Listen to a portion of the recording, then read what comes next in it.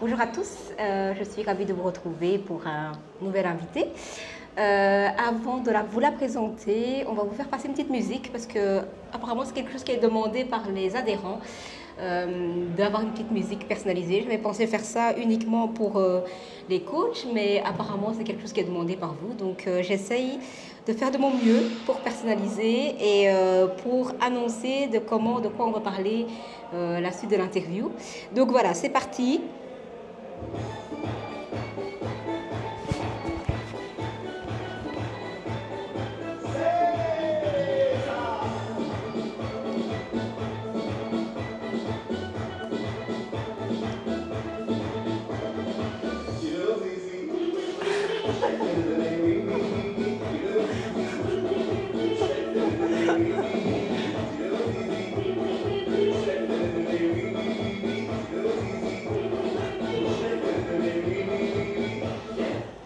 Alors, on va pas faire cette torture un peu plus longtemps, hein, tranquille Vincent, hein, c'est pas la peine. J'ai choisi cette musique. Pourquoi pour deux raisons. Parce que ça parle c'est une chanson qu'on écoute à des kermesses et que Mélanie adore tout ce qui est ambiance kermesse. Ça parle aussi de sexe et quel est le rapport avec le sport et le sexe, mais comme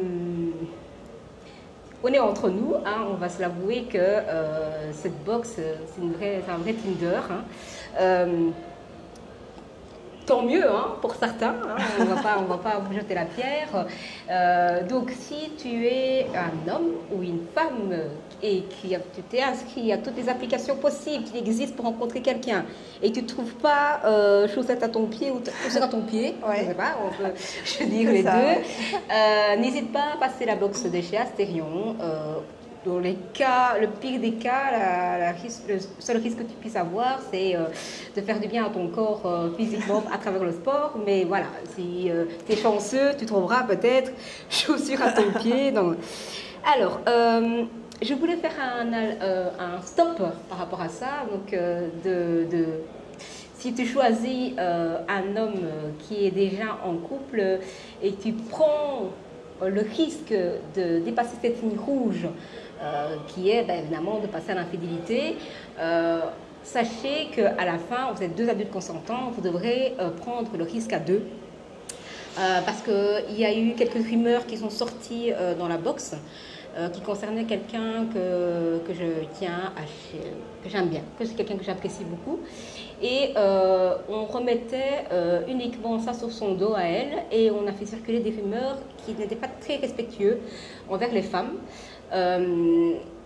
Comme ça existe depuis des années, hein, je pensais qu'on avait évolué depuis le MeToo et que la femme avait autant le droit de faire ce qu'elle veut de son corps. Hein. Si elle avait envie de coucher avec 10 mecs sur la même semaine, c'est son droit, c'est son corps, ça lui appartient. Il n'est pas seulement accessible qu'aux hommes. Et donc, c'est un endroit ici que chaque adhérent considère comme un havre de paix. Un lieu où il vient, où il y a de la bienveillance, il y a du respect. Et essayons que ce respect soit accessible à tout le monde, soit aux femmes et aux hommes. Et donc voilà, je tenais à faire passer ce message. J'ai profité de ce podcast pour reparler de ce sujet-là. Et histoire de mettre l'église au milieu du village, personne ne s'est fait virer. Donc voilà, je finis mon monologue et je m'intéresse à mon invité du jour. Alors, Mélanie, tu es maman d'une fille de 18 ans. Oui. Tu es membre d'Astérion depuis janvier. Oui. Tu suis les cours d'Aerox. Tu fais de la boxe avec ton compagnon Rémi qui est aussi membre ici. J'ai appris aujourd'hui que tu faisais du body combat et du griffe cardio et tu exerces le métier de comptable. C'est ça, oui. Tu es aussi fan de Céline Dion, de Clo-Clo, de Louis de Funès. Alors, sachez, et je vais faire ma blague là, dit Céline Dion et Clo-Clo, c'est pas des chansons qui se dansent dessus. Je ne sais pas comment vous arrivez à trouver des chorégraphies dessus, mais c'est pas possible, quoi. C'est pas quelque chose qui se danse. Mais voilà. J'y arrive, moi. Vous y arrivez mieux que moi, en tout cas. Louis de Funès, le grand humoriste, d'ailleurs, Florence Foresti s'est beaucoup inspirée de lui pour faire ses sketchs. La Grande Vadrouille, la Zizanie, les Fantomas, les Gendarmes à Saint-Tropez, Rabbi Jacob, ça, il y en a une liste interminable. Hein. Tu as un humour noir que j'adore, hein, sans filtre, on aime ou n'aime pas. Est-ce que tu dirais que c'est ton arme secrète pour survivre au quotidien dans ton métier de comptable? Non, pas spécialement, non. Ça aide au bureau parce que ça met beaucoup d'ambiance. Ouais. Et heureusement, j'ai trouvé mon binôme qui avait parfaitement le même humour que moi. Mais sinon, non, c'est pas une arme pour le travail, c'est un quotidien facile et naturel. D'accord, ça ne te demande pas d'effort. Non, pas du tout, non. Si tu n'avais pas été comptable, tu serais devenu quoi? Alors, ça va être rigolo ou pas. Mon rêve quand j'étais petite, c'était d'être pilote d'avion de chasse. D'accord. Sauf que j'étais très obèse et j'ai une très mauvaise vue. Donc, j'ai abandonné ce rêve, on va dire ça. Et donc, comme tu l'as dit, j'ai une fille qui va avoir 18 ans, là, Chloé. Et donc, je l'ai eue très jeune. Et donc, j'ai dû trouver ma voie rapidement pour pouvoir l'assumer, clairement. Et donc, j'étais complètement perdue parce que je ne savais pas quoi faire. Et le papa de Chloé, à l'époque, m'a dit, comme tu n'es pas sociable, tu peux faire comptable. Okay. Et donc, je me suis lancée en technique compta. Et en fait, je suis rentrée directement dedans et c'est vraiment... je ne me vois pas faire autre chose maintenant que ça. D'accord, ok. Voilà. Donc c'est bien la preuve qu'il ne faut pas être très sociable pour faire comptable. Oui, voilà, c'est ça. En résumé. Je pense que ce n'est pas nécessaire. Est-ce que le fait d'être comptable dans un couple, on prend le deal, enfin on prend le lead de gérer le côté financier de la famille? Non, pas du tout. Pas du tout. Non, c'est même un peu saoulant de revenir à la maison et de refaire des comptes, etc. Même si tout est toujours très carré. Rémi et moi, on a deux comptes différents. Enfin, ils gèrent. Voilà, on a un compte commun forcément pour le quotidien ensemble, mais sinon, il a son argent et j'ai le mien. Maintenant, il a une activité complémentaire, donc forcément, c'est un point positif pour lui parce que je l'aide à gérer ses papiers, etc. Mais sinon, non. Non, ok. On a tendance à penser que, enfin, quand on a un psy dans la famille, on demande toujours des conseils de psy. Quand on a une styliste, on demande des conseils de style. Mais quand on est comptable, est-ce que des gens viennent vers toi pour te demander des conseils de comment gérer Donc c'est ça que j'avais mis, la partie conseils pratiques. Oui, c'est souvent au moment des déclarations d'impôts parce que j'ai fait des études de comptable mais fiscaliste. Et donc forcément au moment des déclarations d'impôts, j'ai tout de suite beaucoup plus d'amis et beaucoup plus de membres de la famille qui m'aiment. Et donc, voilà, c'est vrai que pour certaines personnes, je les aide volontiers et pour d'autres, beaucoup moins. Quand c'est assez simple, j'aide. Mais en fait, voilà, comme je travaille à l'hôpital, au CHU, j'ai plus trop de fiscalité. Donc tout ce qui est nouvelles règles, etc., je ne suis pas à jour. Donc oui, je vais sur Internet, je lis la règle et forcément ça me parle puisque j'ai fait mes études là-dedans. Mais voilà, je n'aide pas n'importe qui et tout le monde. D'accord.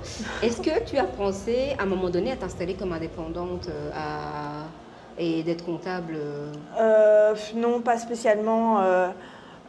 Parce que, en fait, directement quand je suis sortie de l'école, j'ai été engagée au CHU. Et j'avais fait mes stages là-bas de 3e bac. Et voilà, c'était vraiment bien, enfin je m'étais vraiment bien plu avec eux, on avait vraiment créé quelque chose ensemble. Et donc quand ils m'ont rappelé pour commencer à y travailler, c'était pendant les grandes vacances, je pense que c'était au mois d'août, je me rappelle plus trop. Et donc, si j'avais voulu continuer, il fallait que je me réinscrive à l'école. Mais je me voyais mal gérer un travail à temps plein, puis ben, ma fille, et puis encore des études. Voilà, on va dire que j'ai donné assez... les 5 dernières années de mes études, ça a été assez compliqué à gérer avec Chloé. Maintenant, elle grandit, donc ça aurait peut-être été plus facile, mais voilà, c'était assez compliqué et donc non. J'ai pas...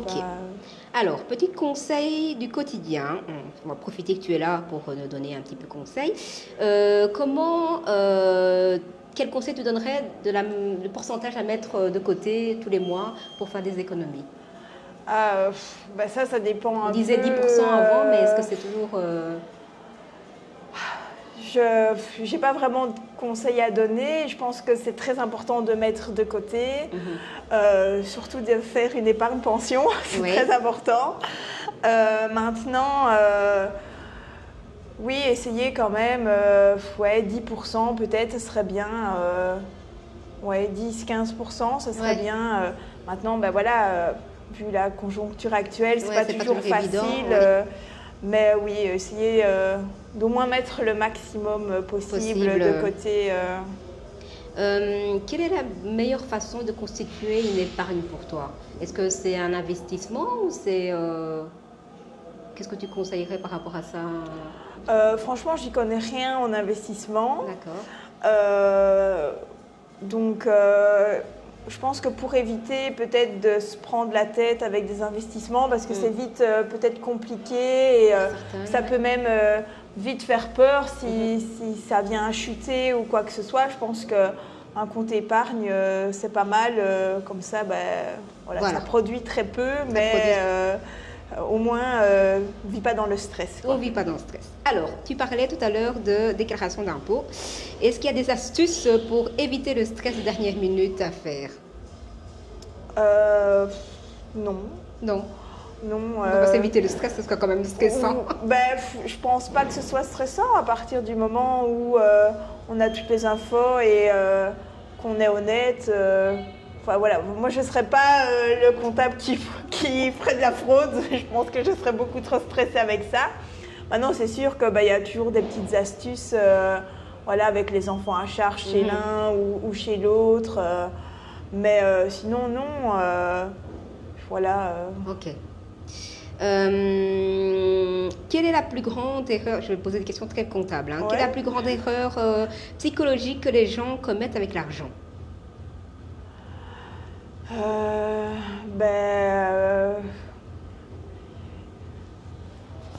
C'est pas de question.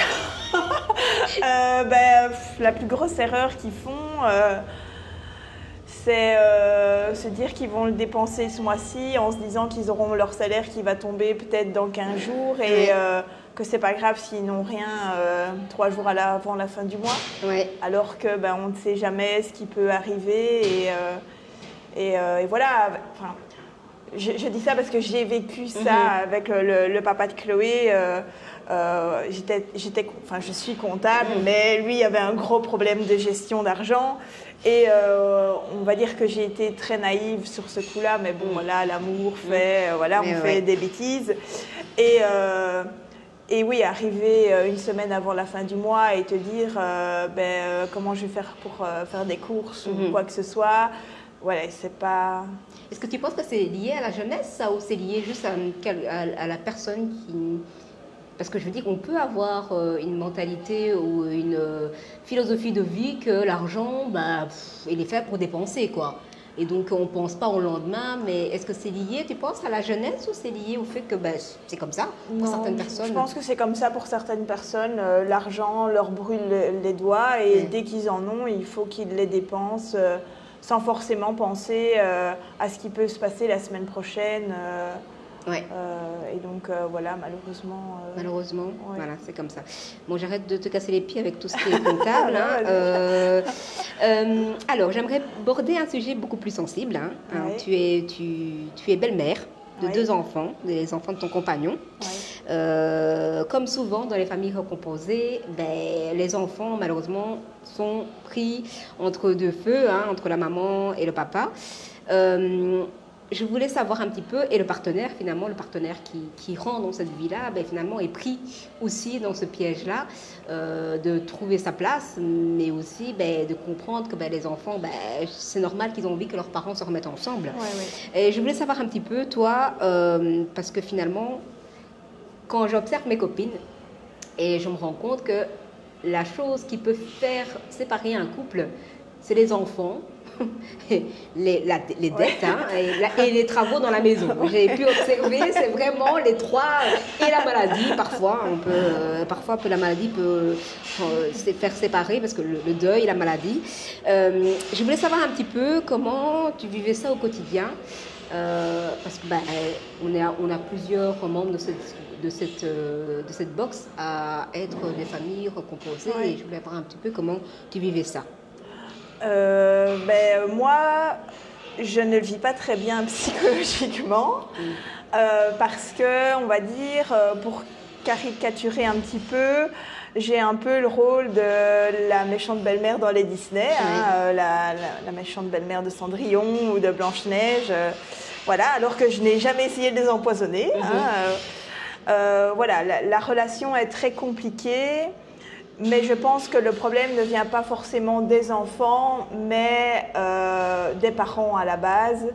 Voilà, je ne remets pas la faute sur Rémi ou sur son ex-compagne, mais je pense que pour que je puisse être acceptée par les enfants, il faut qu'à la base je sois acceptée par la maman. Et en fait, là, ce n'est pas du tout le cas. Elle voue une haine et une rancœur indéterminée, et malheureusement elle se sert des enfants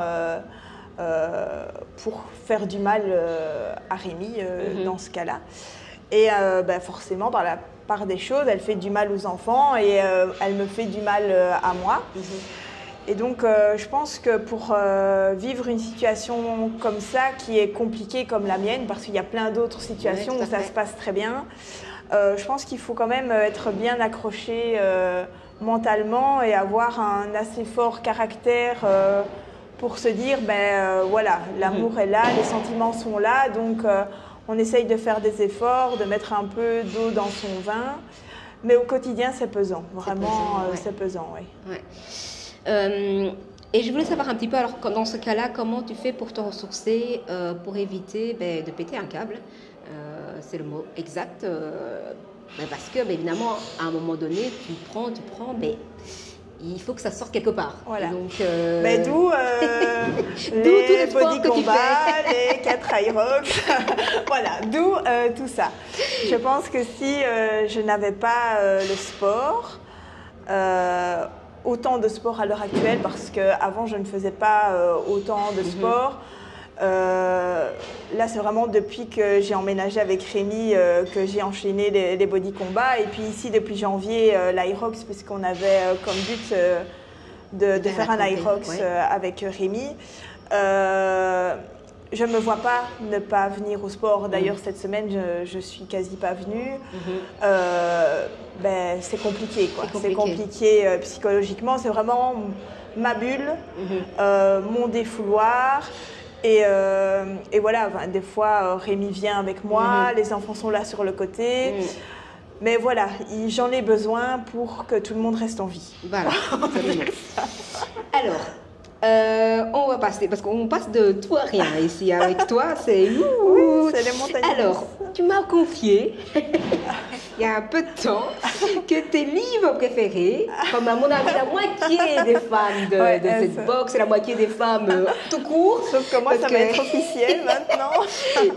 Les 51 degrés, qui est sorti en 3, pas versions, mais 3 tomes, qui au fond... Si on veut bien se l'avouer, c'est une histoire d'amour. Hein. On va pas, c'est mis sur le tour du sexe, mais finalement, c'est une histoire de gonzesse, quoi. Et que voilà. Et je voulais, pendant cette période où tu as lu ces trucs, j'espère que Rémi a pu en profiter, parce que ça a été mon avis être à la Saint-Valentin tous les jours pour lui. J'avais prévu de mettre une chanson de Joe Cocker, mais je me suis dit qu'avec la chanson de Francky Vincent au départ, c'était déjà suffisant. Donc voilà pourquoi je l'ai mis. C'était pour arriver à cette question. Comment t'es arrivé à lire ces livres aussi débiles, pardon, sans jugement de valeur? C'est parce que c'est ma copine, je me permets de dire ça. Mais en fait, c'est assez bizarre et je pense que quand je vais raconter ça, on va me prendre pour une dingue, mais bon, on en est, voilà. Ouais. En fait, j'ai perdu mon arrière-grand-mère. Donc mon arrière-grand-mère est décédée et j'étais vraiment très peinée, c'était vraiment voilà, un pilier pour moi.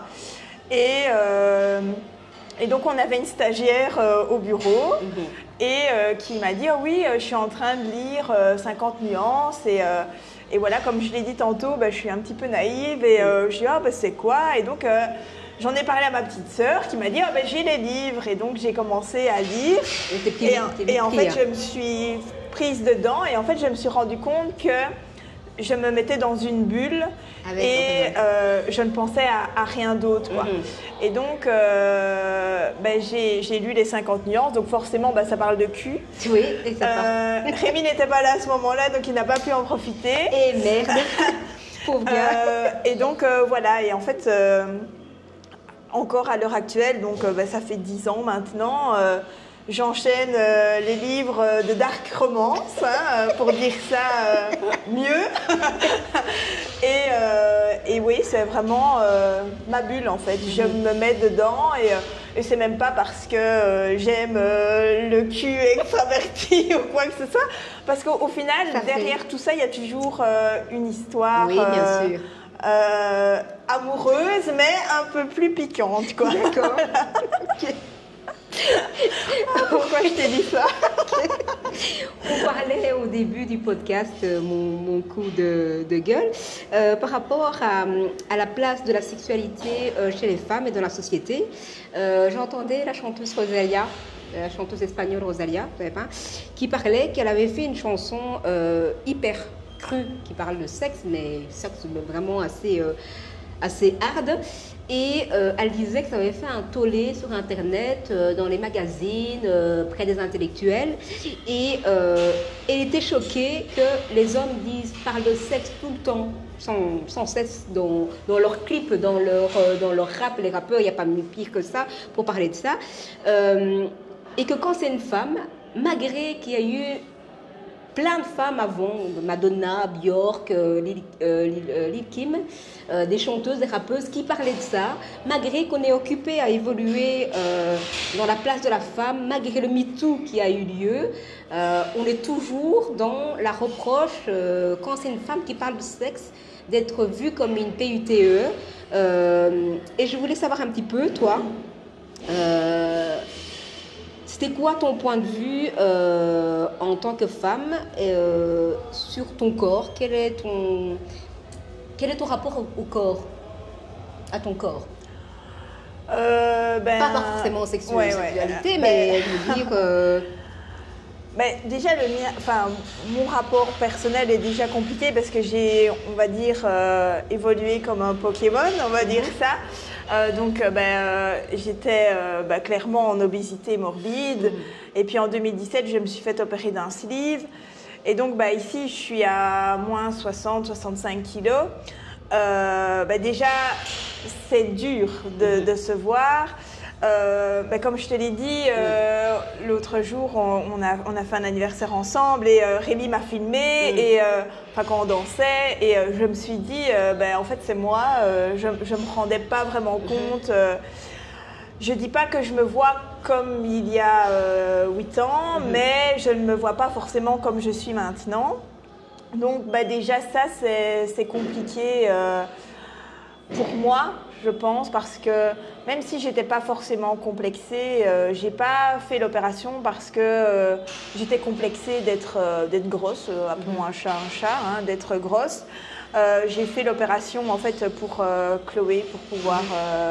j'ai eu un déclic en vacances, voilà. Et donc, j'ai pas spécialement un bon rapport. Je suis pas forcément à l'aise, on va dire, avec mon corps, et je suis pas forcément à l'aise quand on me regarde. D'accord. Voilà.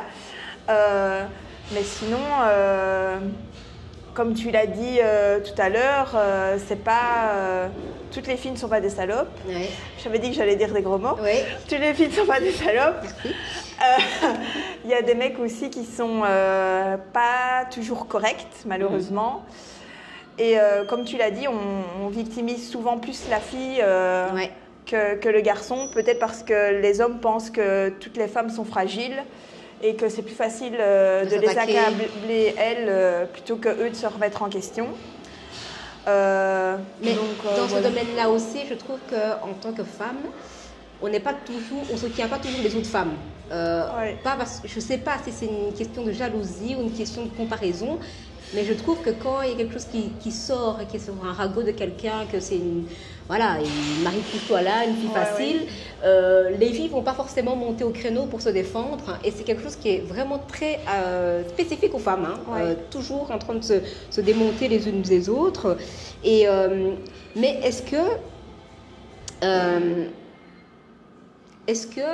tu es épanouie, parce que tu parles du regard des autres, mais est-ce que toi, tu dis que tu as encore un travail à faire par rapport à ton évolution de comment tu te vois physiquement, mais ça, c'est quelque chose que même les gens qui sont belles, qui sont bien dans leur... Enfin, qui ont un corps magnifique, le regard qu'on a sur soi est toujours un peu compliqué.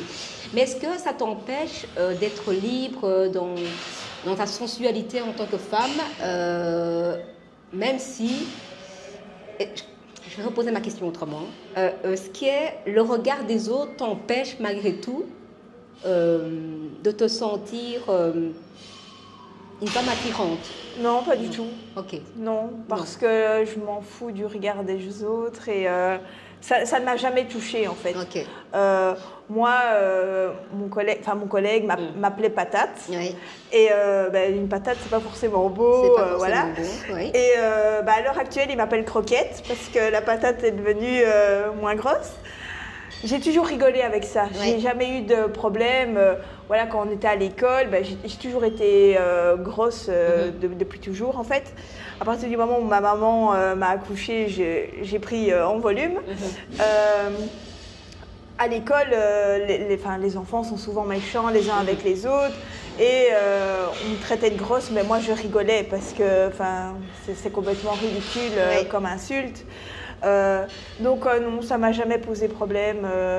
Je ne me suis jamais sentie rabaissée ou mal parce que quelqu'un me regardait, sans doute en pensant elle est grosse ou voilà quoi. Parfait, c'est bien.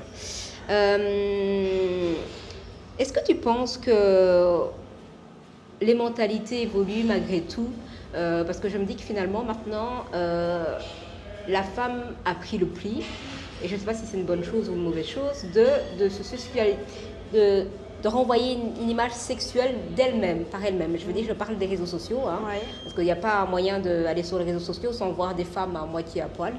Je ne sais pas si c'est... En fait, j'ai toujours du mal à me positionner par rapport à ça. Je pense que toutes les femmes ont le droit de faire ce qu'elles veulent de leur corps, mais du coup, est-ce que le combat qu'on est en train de mener, parce qu'il y a des féministes qui sont dans l'extrême, je ne suis pas une féministe dans l'extrême, je pense que l'homme et la femme ont chacun leur part... leur place dans la société, et je ne pense pas qu'une femme peut vivre sans homme, et je ne pense pas que le contraire existe, et c'est pas ça qu'on désire. Mais je me posais cette question de savoir un peu finalement, est-ce qu'on n'est pas occupé à se battre pour un côté pour défendre nos droits et dire on n'est pas des objets sexuels, et d'un autre côté renvoyer une image, s'exposer en montrant toutes les parties de son corps. Et donc j'ai du mal à savoir un petit peu comment me positionner par rapport à ça, et je voulais avoir un peu ton avis par rapport à ça.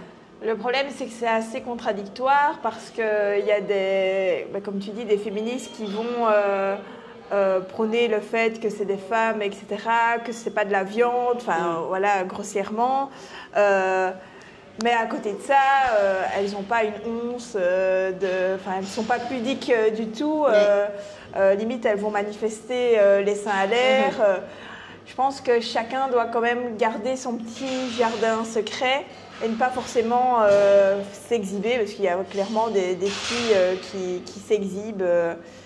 On va dire, on ne peut pas tenter le diable non plus. Enfin, un homme reste avec des instincts, on va dire, comme une femme peut aussi avoir des instincts en voyant un homme torse nu ou en petite tenue, mais voilà, je pense que ça n'aide pas à adoucir les choses. Les mœurs. Ouais.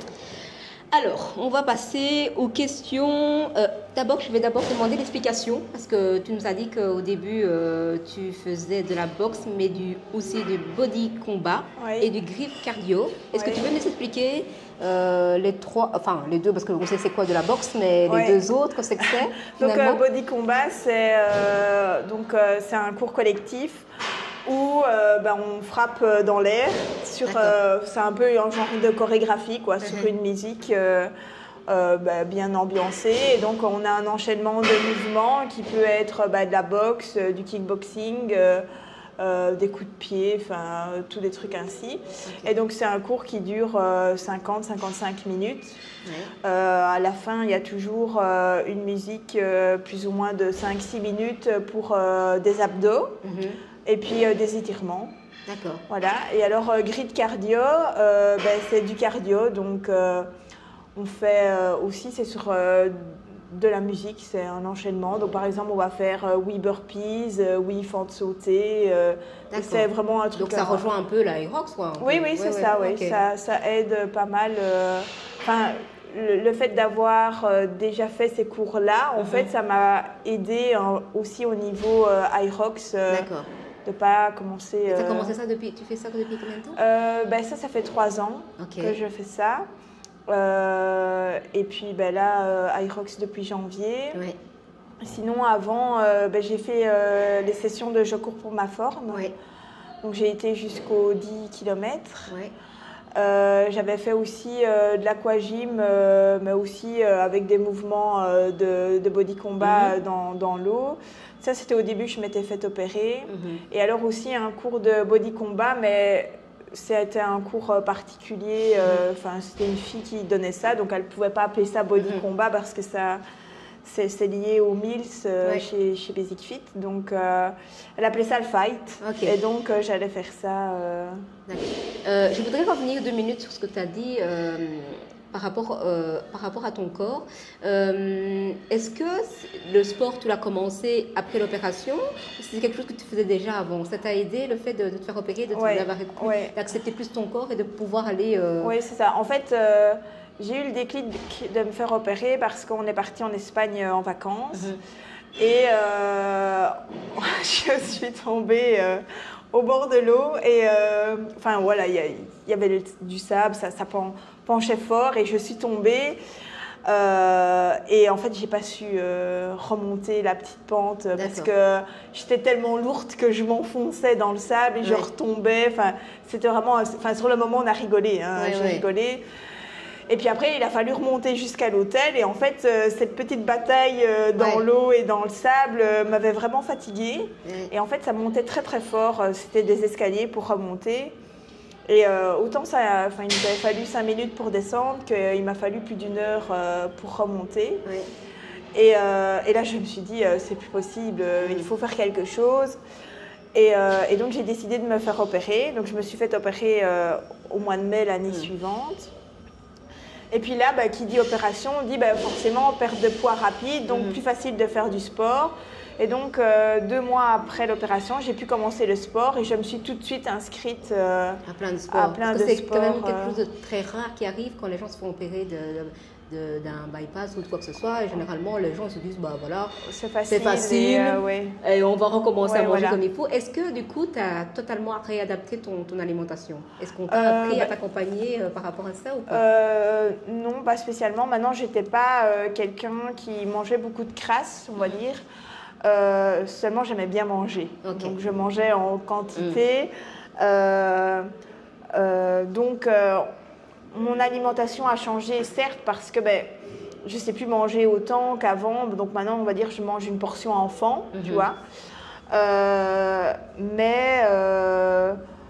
voilà, je pense que le fait de faire énormément de sport, etc., ben, j'ai encore moins envie d'aller manger une frite. Ou, par exemple, ben, Rémi, il est adepte du vendredi, c'est les jours de frites, quoi. Ouais. Et donc, moi, c'est pas mon délire. Donc, bien souvent, ben, soit il mange des frites avec les enfants tout seul, enfin les trois, et moi, je mange un truc à la maison.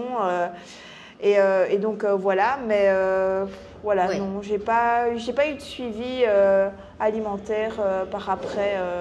Ok, très bien. On arrive tout doucement à la fin de ce podcast. Vous avez remarqué que il a été totalement différent des autres podcasts, des autres invités, mais c'était important, je pense, d'aborder différents sujets dans ce podcast parce qu'on doit atteindre différents membres et que tout le monde n'est pas intéressé par les mêmes choses et que c'était important d'aborder ce sujet de la place de la femme et de son lien à la sexualité, de son évolution à la société par rapport à ces différents points. Alors, là, on arrive aux questions rapides. Tu ne dois pas réfléchir, tu dois répondre. Bien sûr. Oui, Filtre, voilà. Pas filtre. Ton premier Aerox, Ouais. il était comment? Stressant. Ok. Ton meilleur souvenir en compétition? Ciné, oui, les Nasta à Ciné, Irox avec Rémi, et puis le lendemain, pour remplacer Flo avec Cindy, ouais, Ok. c'était... Ton exercice préféré? Le sled, j'aime bien parce que je suis forte. Ok. Celui que tu redoutes le plus? La course à pied, Ok. toujours le petit pipi de stress. Tu préfères courir ou soulever? Soulever. Ok. L'aérox solo ou en duo? Jusqu'à présent, tu as fait que du duo. J'ai fait que du duo, ouais. Ok. Je me sens pas encore... Ok. Ton objectif perso? faire un Irox solo avec un bon chrono, peut-être moins d'1h20, je serais déjà contente. Ok. Ce que l'aérox t'a appris? La souffrance. Ok. Une chanson qui te booste pendant le cours? Il y en a plein. J'adore la playlist de Jonas, donc Ok. C'est Backstreet varié, Boys, ouais, ouais. voilà, Ah oui, les tous années, les oui, les trucs, années 90, quoi. Les années 90, ouais, Ok. j'adore. Ton rituel avant une course? Faire pipi. Oui, voilà. Alors, on va parler des questions rapides boxe. Ouais. Ton point fort, la boxe. Mon point fort. Ton point. Mon point fort, ouais. le droit. Le droit. Ton point faible. Le point gauche. Frapper ou défendre? Frapper. Ton coup préféré? Le crochet. Ok. Boxe, défouloir ou discipline? Des fouloirs. Ok. La qualité numéro 1 d'un boxeur?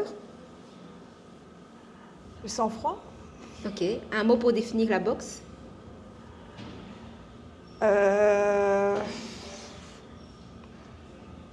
Respect. Respect. Si quelqu'un t'embête, gauche ou droite? Droite. Merci Mélanie. Merci d'avoir participé à ce podcast. Et on se Merci à retrouve toi. pour une prochaine invitée. Merci. Salut. Salut.